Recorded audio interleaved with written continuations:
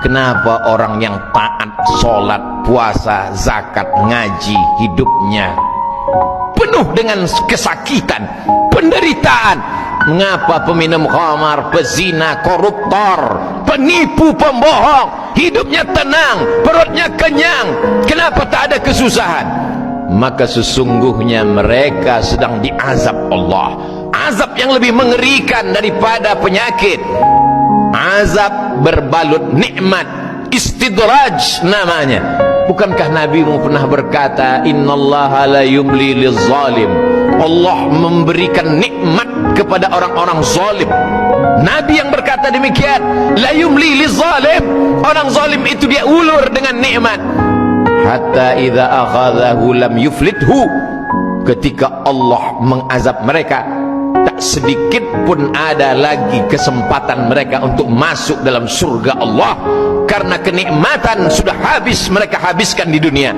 Sebaliknya ada orang yang di dunia penuh dengan penderitaan, hatta tamshi alal ardi makanan alaihi khati'ah, sampai dia berjalan di atas muka bumi tak ada dosanya walaupun setetes, walaupun seujung kuku, walaupun seujung rambut, walaupun sebesar tapak kaki semut yang hitam di atas batu yang kelam di tengah malam yang gelap, sudah dihapuskan Allah.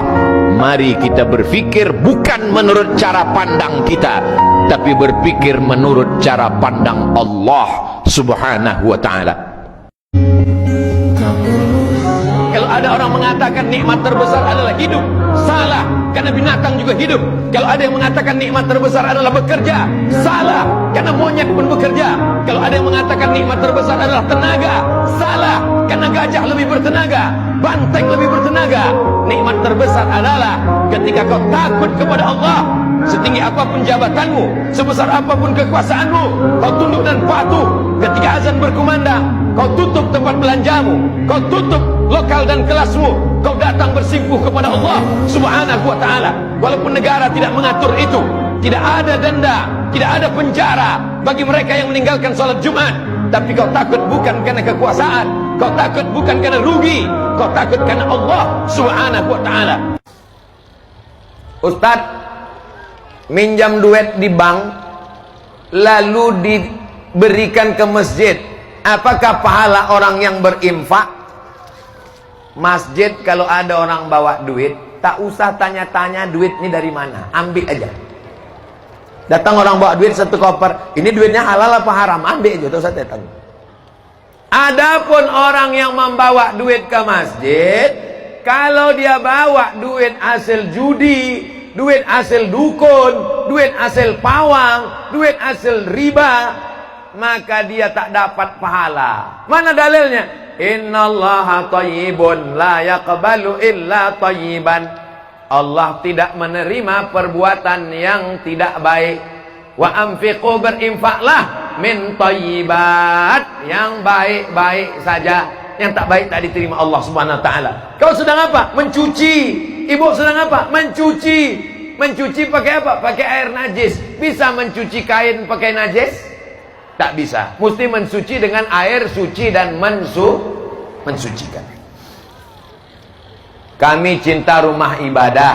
Ada acara di masjid, baleho spanduk gambar orang, juga acara kurban gambar sapi dipasang dalam masjid, depan imam sholat gambar. Bagaimana Pak Ustadz? Janganlah dipasang gambar kobau di muka imam. Nanti khawatirnya waktu imam itu sujud, dipoto anak-anak di belakang, dimasukkannya ke internet, imam kami menyembah kobau. Tapi gambar tak sama dengan patung. Itu gambar Abdul Somad, itu bukan patung. Ini gambar Abdul Somad, gambar ganteng juga Pak Camat nih. Sampailah hati panitia, pas giliran Pak Camat dicarinya gambar yang paling ganteng. Pas aku tengoklah muka aku hitam dibuat. Gambar ini tak sama patung. Ada orang yang mengatakan gambar itu sama patung. Tidak. Sudah aku bahas dalam buku 37 masalah populer. Ada yang membawa buku. Mana buku 37 masalah populer? Mana? Tak ada. Ada kubahas di situ, apakah gambar itu patung? Gambar bukan patung.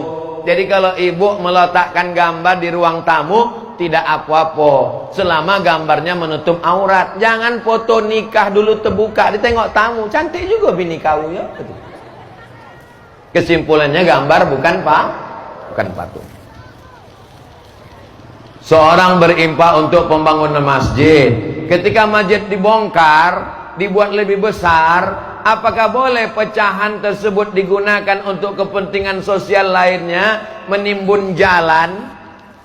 Syarat wakaf tak boleh hilang. Kalau hilang namanya infak.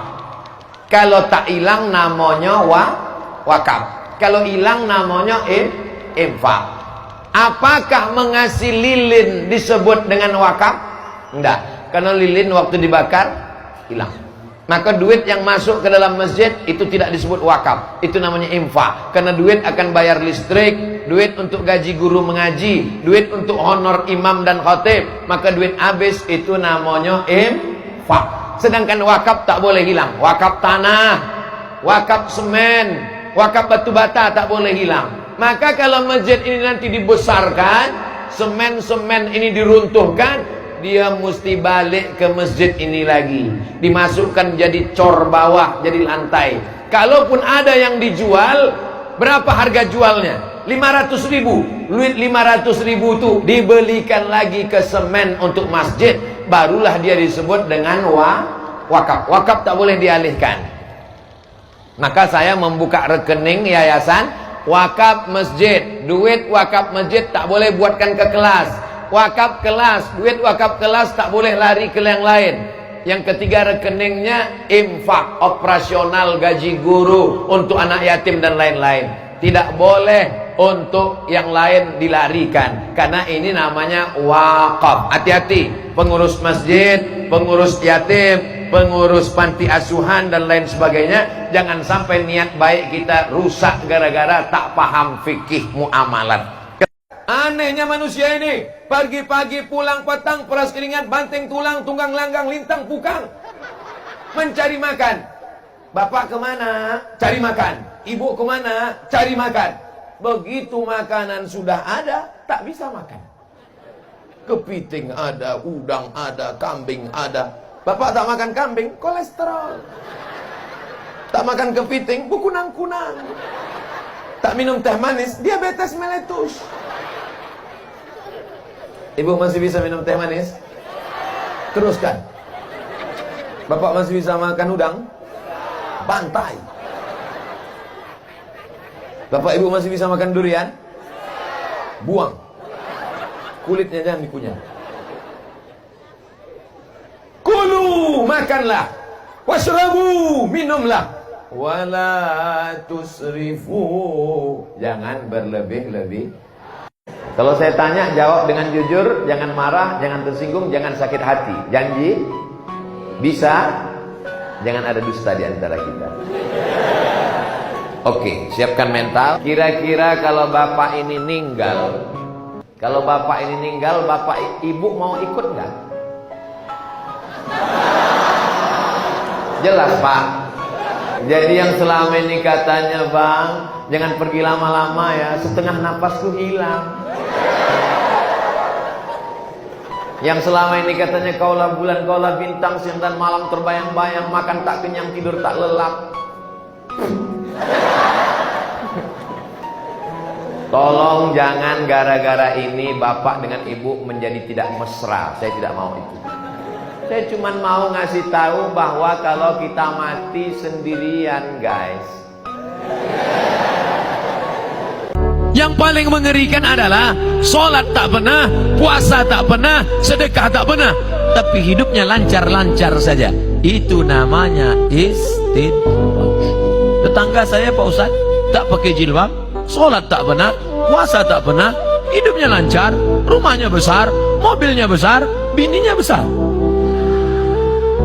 Itu namanya istidraj.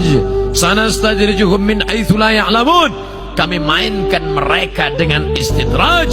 Kami mainkan mereka karena mereka mempermainkan Allah. Mereka sangka Allah lalai, mereka sangka Allah lupa. Tidak. Allah sedang memainkan